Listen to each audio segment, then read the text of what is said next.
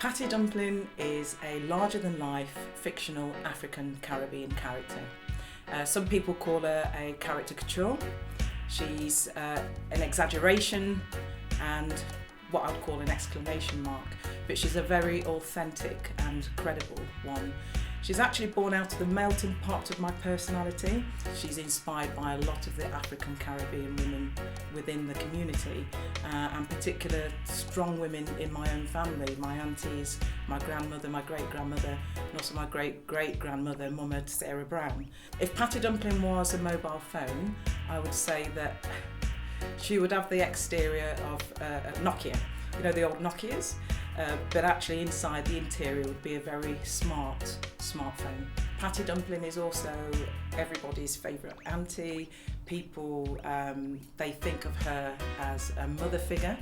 She's the queen of hearts and minds, and she's also the woman with wise words of wisdom. People resonate with Patty Dumplin because they kind of get a real true sense of the character, because they can really sympathise with her trials and tribulations, and she's a celebration of those things. The impact that Patty Dumplin's had has been quite phenomenal, really. As part of the British Art Foundation Hearts and Minds programme in Nottingham, Patty Dumplin and the British Art Foundation were able to become like a household name. She was able to help people digest certain key messages that were really important for their health and well-being. And Patty Dumplin very much played the role in helping organisations such as the British Art Foundation to pass on key messages that could reach the heart of the community. Patty Dumplin is very effective in creating positive experiences because she makes people laugh. She's exciting, she's fun, and that makes her really memorable. And as a result, services find that if they have key messages that they need to embed into a community, that using this innovative, unique way of having a character works really well. Initially, Patty Dumplin was for the African Caribbean communities to target age 40 and upwards, male and female.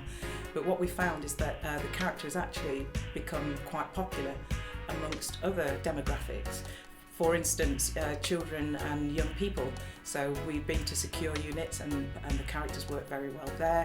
We've been in academies and schools, and also with very young children. We've done Patty Dumplin and the Wellbeings for the NHS.